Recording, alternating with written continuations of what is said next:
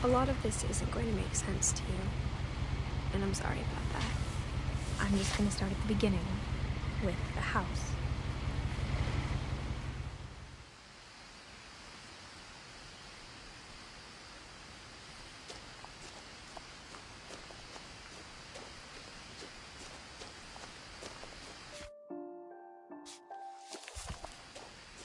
I lived here until I was 11, but I wasn't allowed inside half the rooms.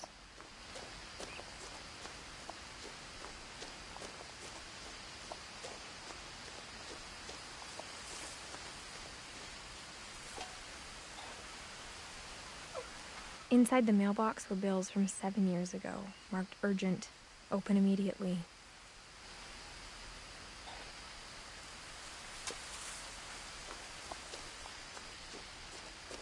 I hadn't been back since my brother Lewis's funeral.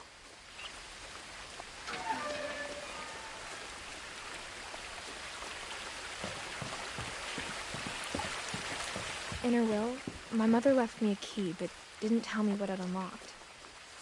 Maybe she thought I'd know, or she thought the mystery would be enough to bring me back.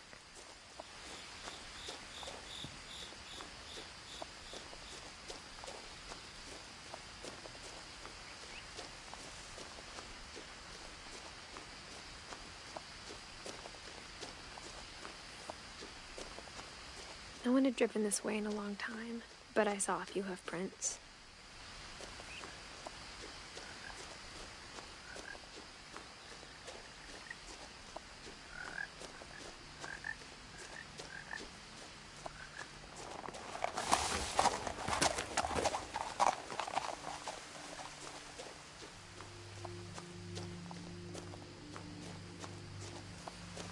The truth is, even after I inherited the house, I never thought I'd come back to it. But now I had questions about my family that only the house knew the answers to.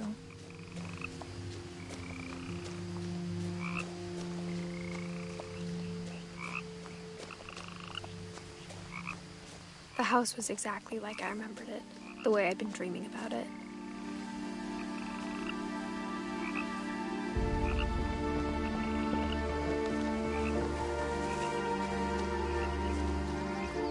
I asked Edie once about the dragon in the pond. She said it had killed her husband. I was 6. It seemed like an odd joke to me, even then.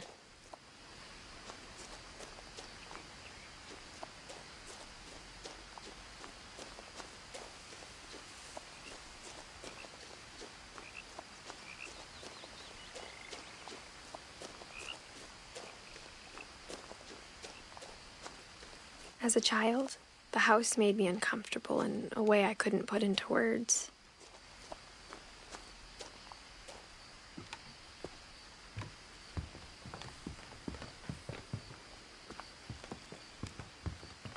Now, as a 17-year-old, I knew exactly what those words were. I was afraid of the house.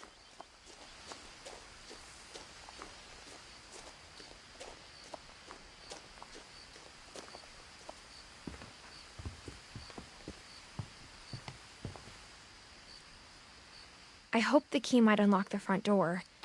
It didn't.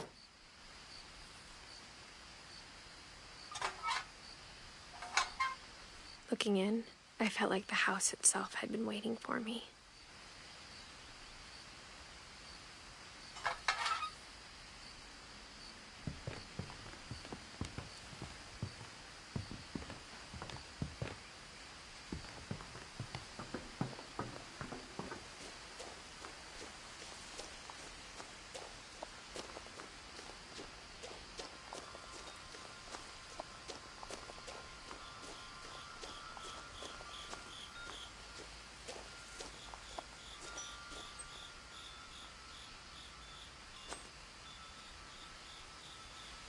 The house felt like it had always been here.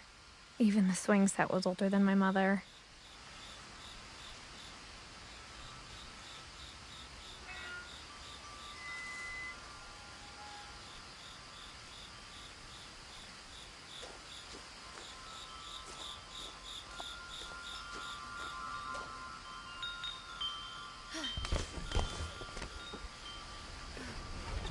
Crawling through the doggy door used to be a lot easier when I was 11.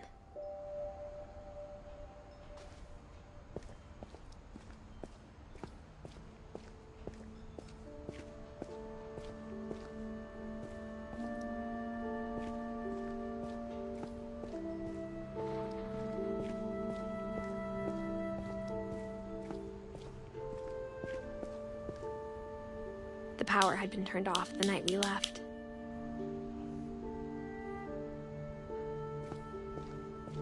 For the first time in years,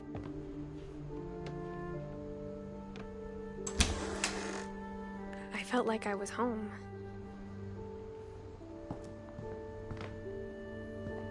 But instead of a family, there were just memories of one.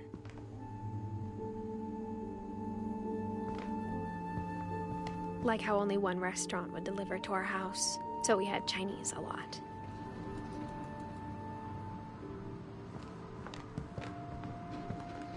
Or how after Louis started working at the cannery, we all got sick of eating salmon. Except our cat, Molly.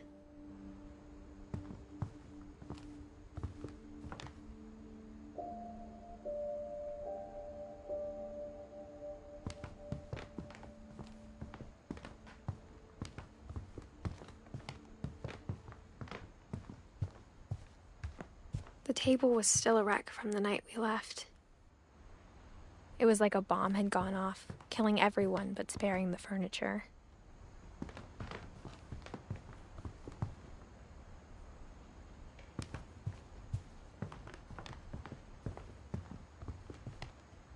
My mom was the only one of us who could imagine Great-Grandma Edie living in a nursing home.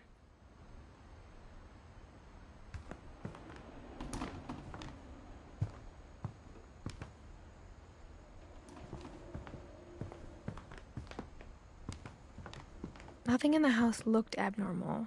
There was just too much of it, like a smile with too many teeth.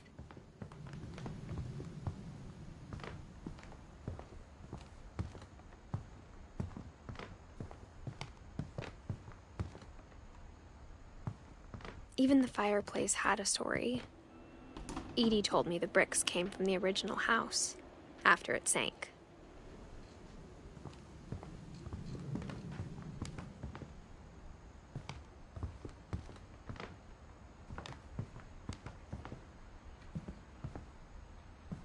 Mom always told me to stay out of the basement, so I wasn't too surprised when the key didn't fit.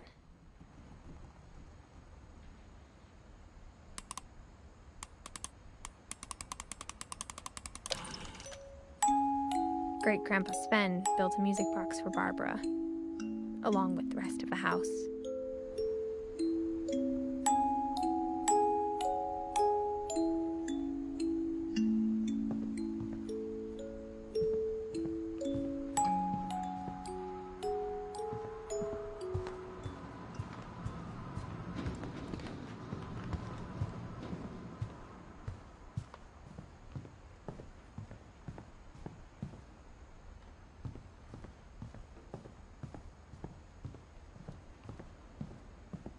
My mom wasn't much of an optimist, but she never stopped believing that my brother Milton was alive.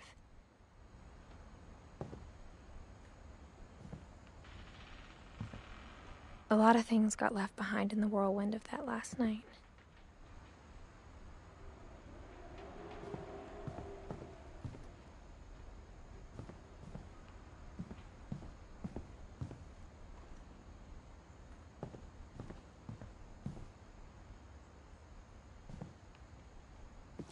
After Milton disappeared, Mom sealed up all the bedrooms. Then Edie retaliated and drilled peepholes.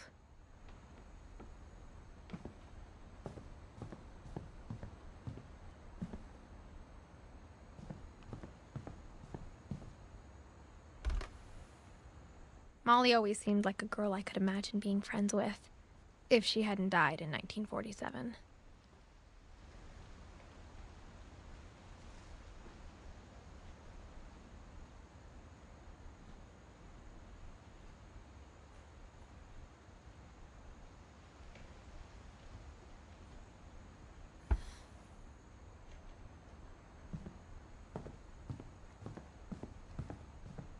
I spent a lot of time playing in Great Uncle Walter's room.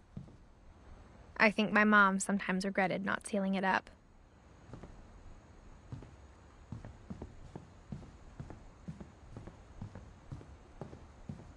Louis told me there were secret passages, but I never believed him.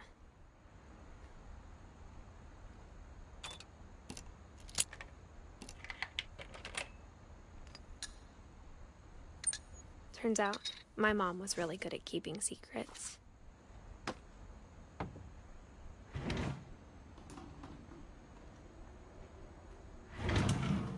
Now it was time to find out what my mom had been afraid of.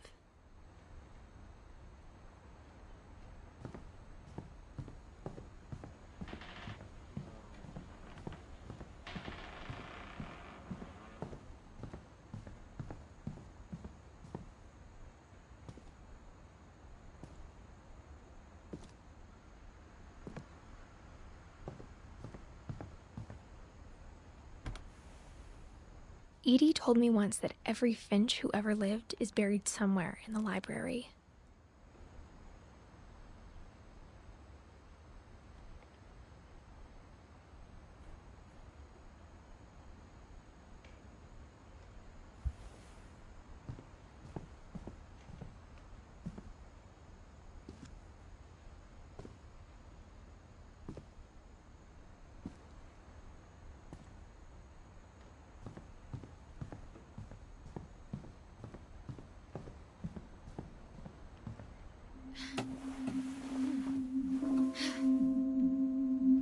Reading this, maybe it sounds like I had a plan.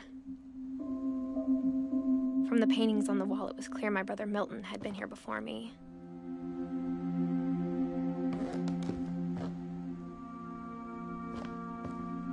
But I had no idea what was behind that door.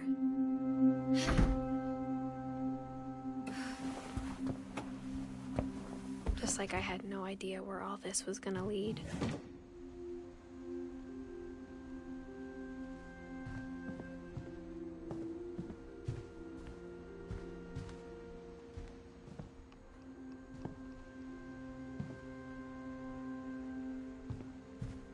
I grew up looking at Molly's room through the peephole.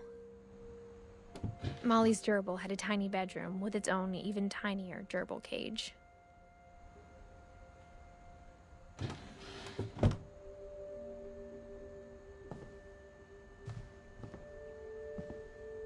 Being inside for the first time, I felt like I'd stepped behind a painting.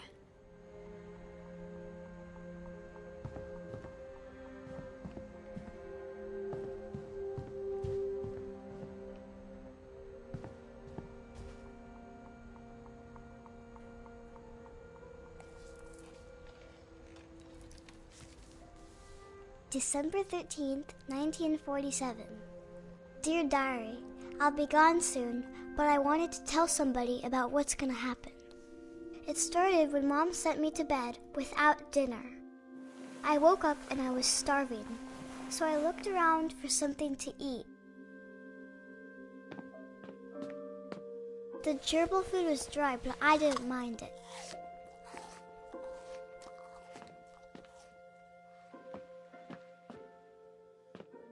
My Halloween candy was all gone.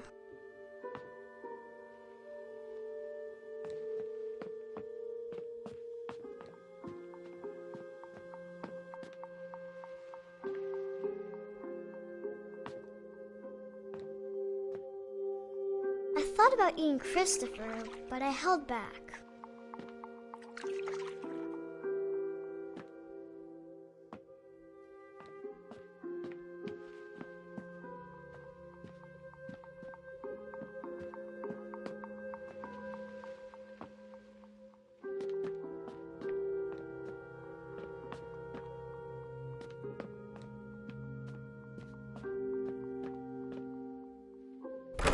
Mom, can I come out now?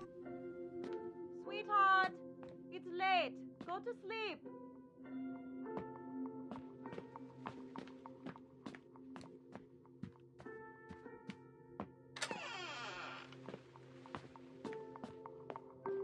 I kept eating and eating.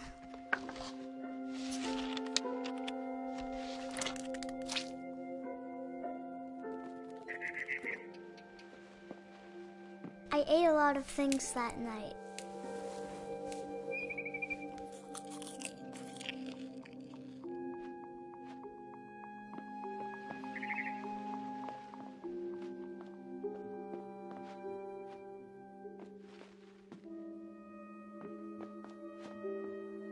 Then I heard chirping outside my window.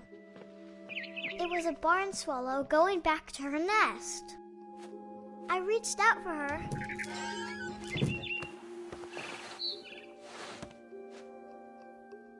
And suddenly, I was a cat.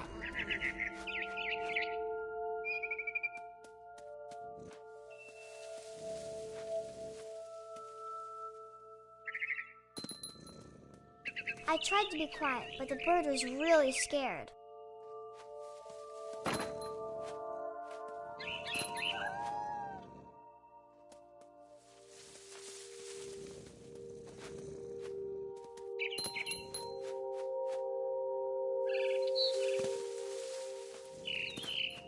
Mom and Dad didn't even look at me.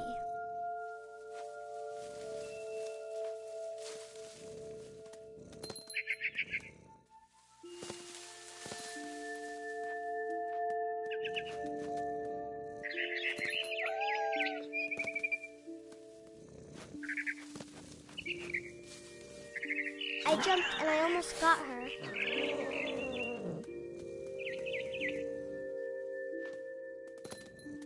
I could tell she was getting really tired.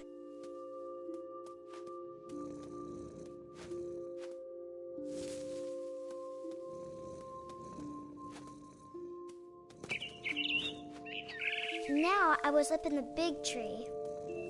I promised Dad I wouldn't climb it anymore. All I cared about was eating that mama bird. I gobbled her up. And suddenly, I was an owl. First, all I heard was the wind. Then I heard little teeth nibbling in the grass.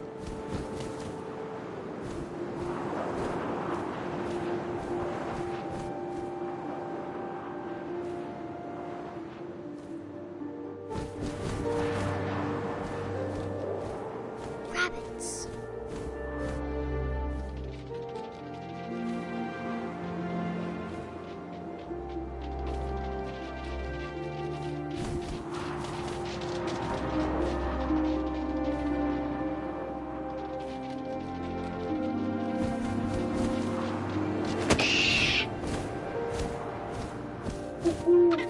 I imagined his face looking up and seeing mine through my talons.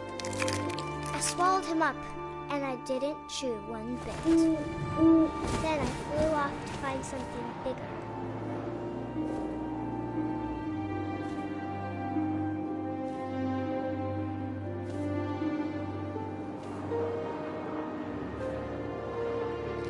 A mama rabbit.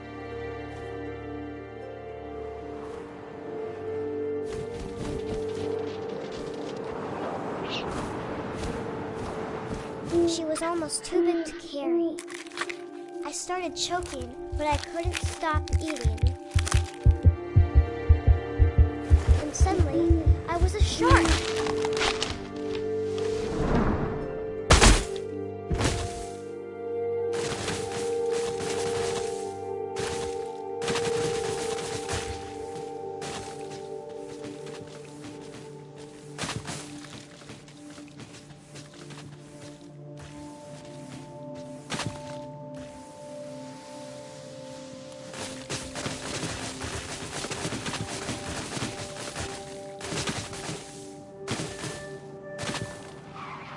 I rolled off a cliff and into the ocean. Now, I was hungrier than ever.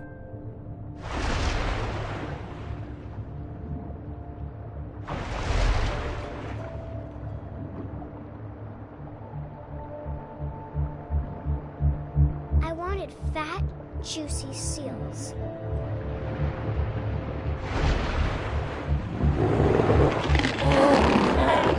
I tore off her flipper, and it tasted really good.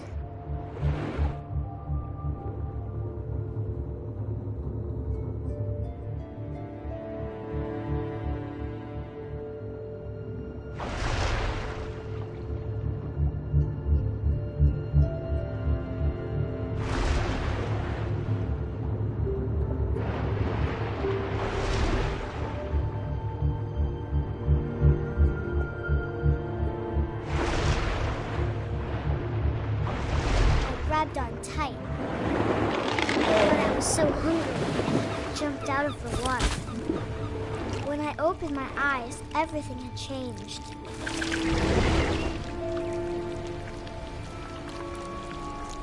Now I was a monster, and I smelled people everywhere.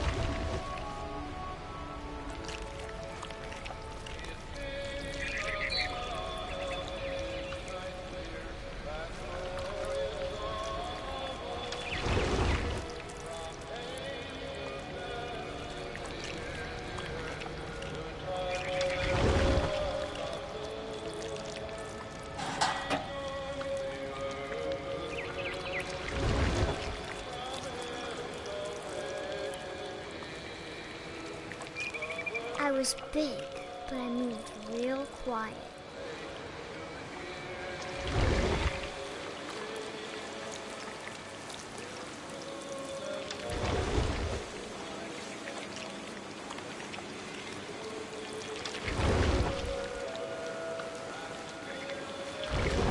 I wanted to stop, but also I didn't.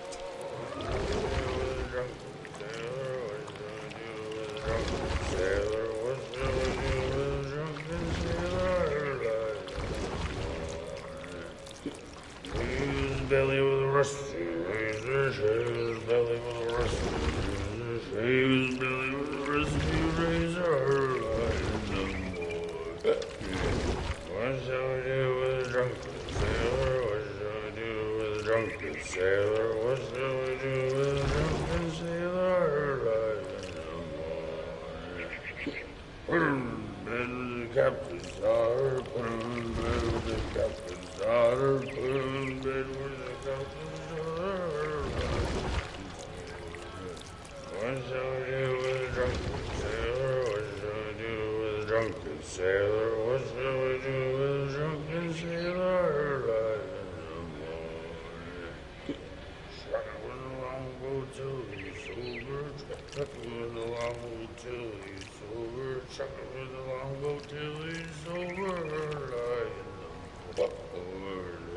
What shall we do with a drunken sailor? What shall we do with a drunken sailor? What shall we do with a drunken sailor? Put him in the scuppers with a hose.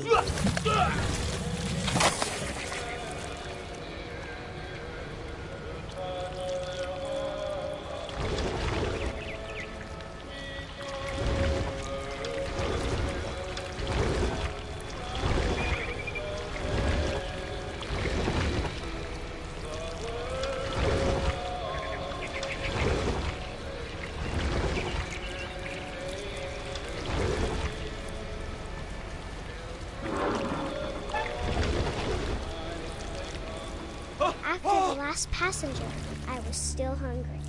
And across the water, I smelled something new. Something I had to have, so I swam towards it.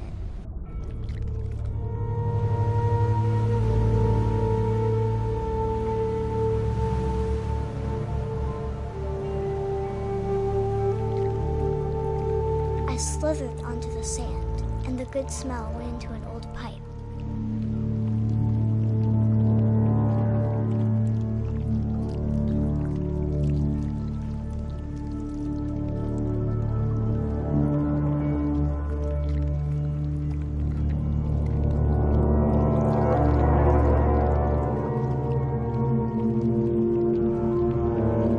Closer and closer.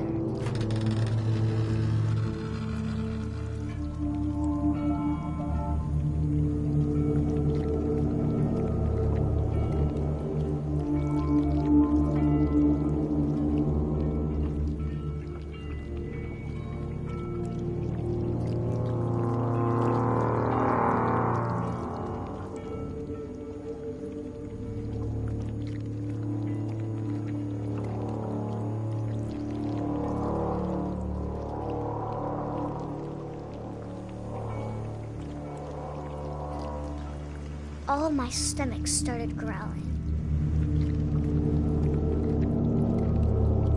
And suddenly, I was me again. I held my breath for a long time, but I couldn't hear anything. I think it's waiting for me to fall asleep, but it It's not going to wait much longer. It needs to be, and we both know I will be delicious.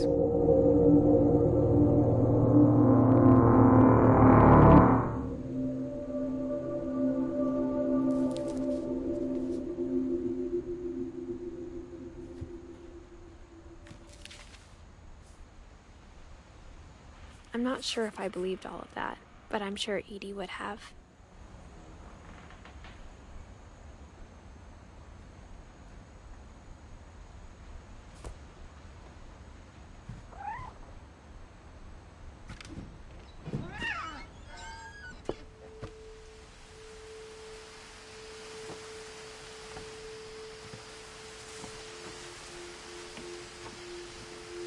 This will be obvious later, but my mom never told me any of these stories.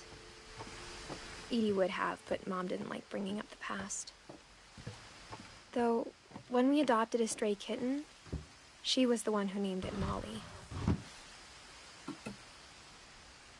I spent a lot of time in Great-Grandma Edie's room. Her room was like a museum. For 500 years, the Finches have been famous throughout Norway for their fortune and misfortune.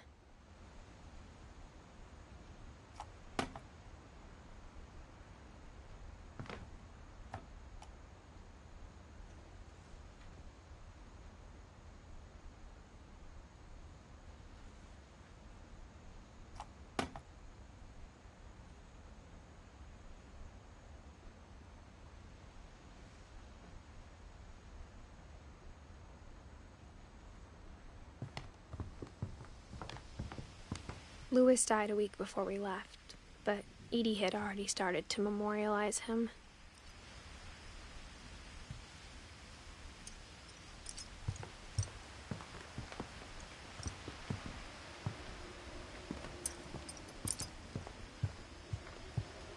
Edie gave a big interview about a mole man living under the Finch house. My mom was furious.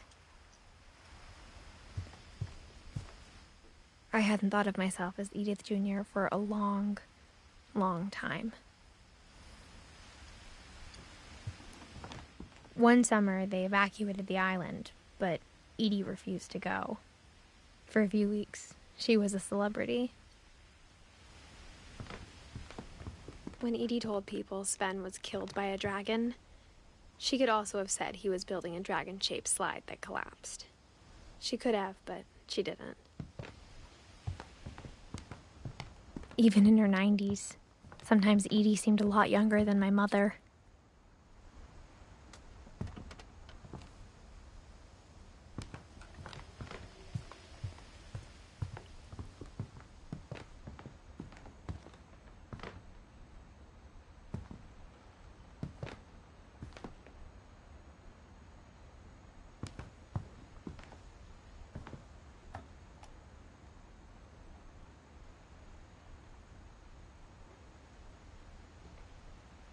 Odin Finch buries the latest victims of the family curse, his wife Ingeborg and their newborn son, Johan.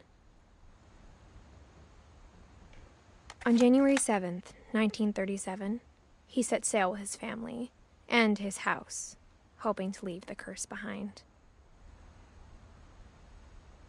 But 40-foot waves off the coast of Washington send the house and Odin to the bottom of the sea. Odin's daughter Edie, with husband Sven and baby Molly, step ashore on their new home, Orcas Island. Odin Finch is the first to be buried in the new family cemetery. His daughter Edie is already dreaming of a new Finch house.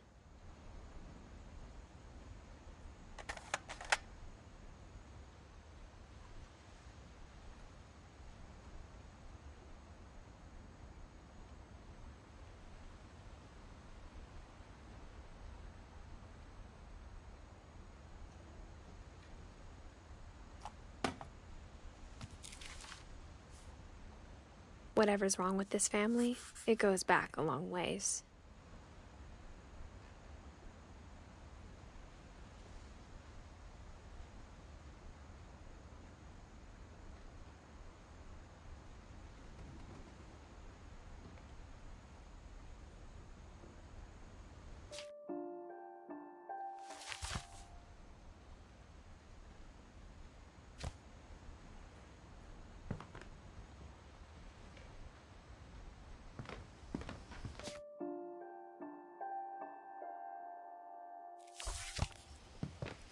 Edie knit me a new pair of gloves every year, just in time to replace the old ones.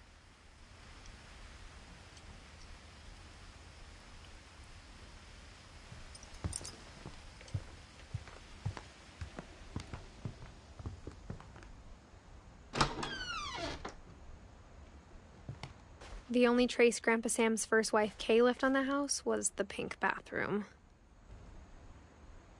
It was a pretty big trace.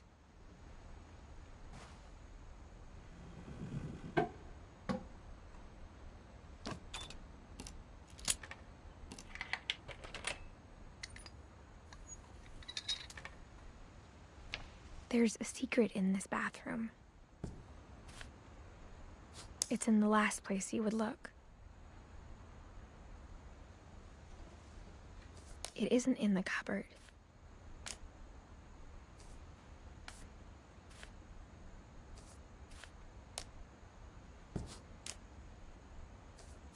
It's hidden in this book.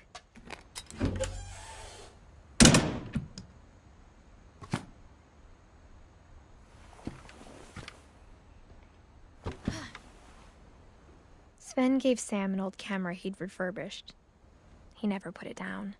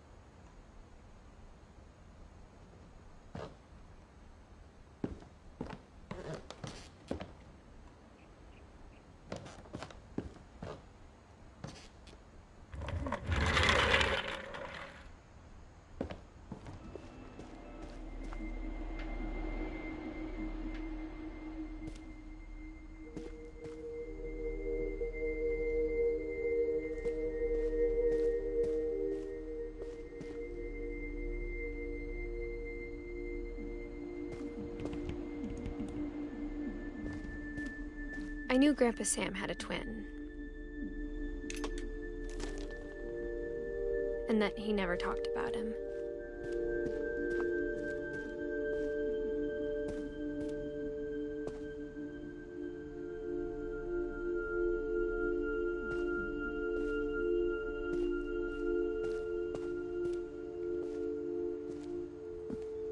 I guess my grandpa didn't like history any more than my mom did.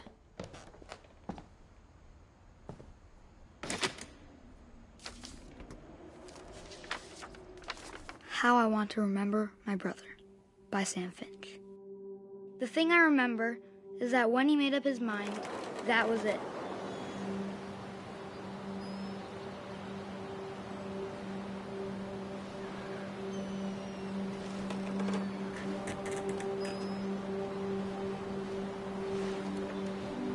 My brother said he'd die before he ate another mushroom, and he did.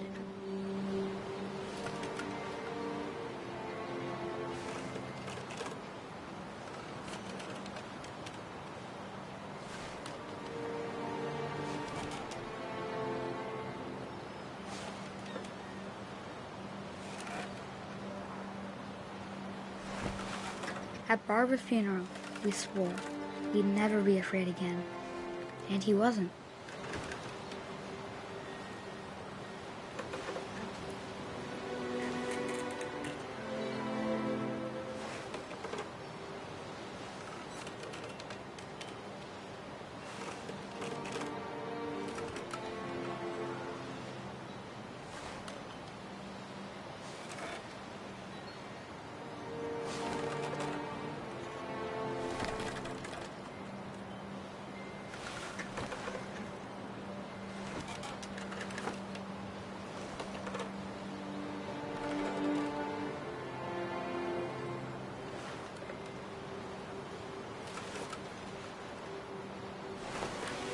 I think Calvin always wanted to fly. Sam,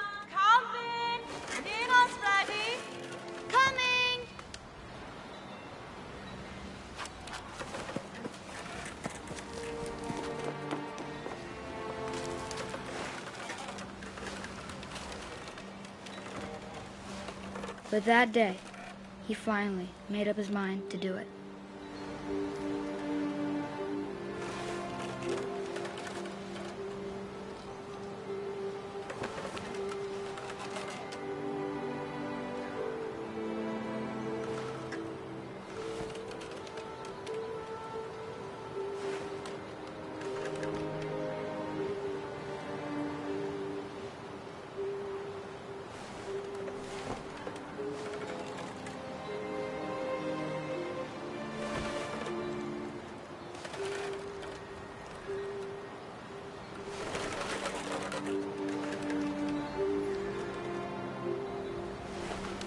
I told him going around was impossible.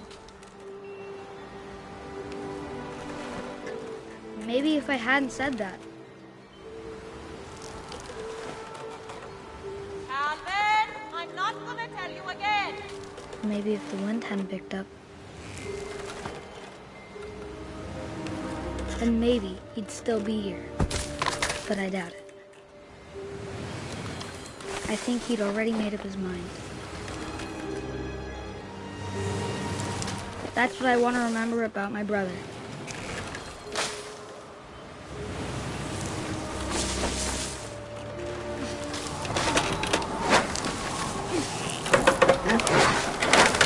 The day he made up his mind to fly. And he did.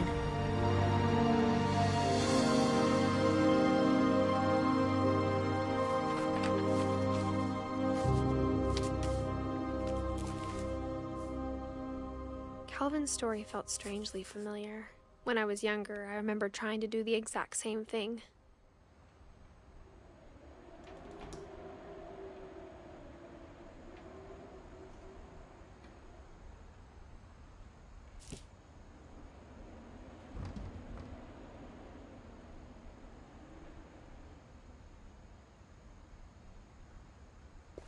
After the funeral, Edie roped off Calvin's half of the room.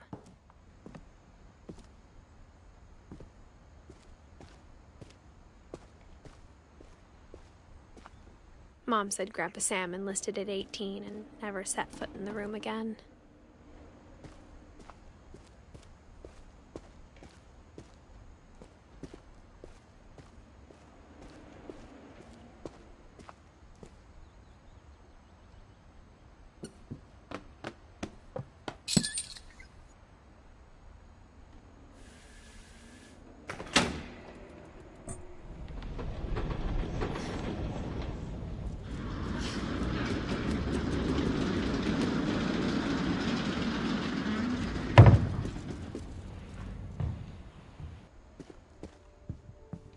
The passages were a pretty tight fit.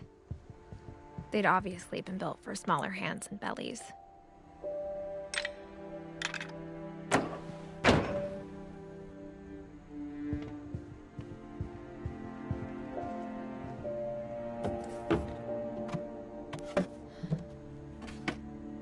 Growing up, I always thought of Barbara as a child star.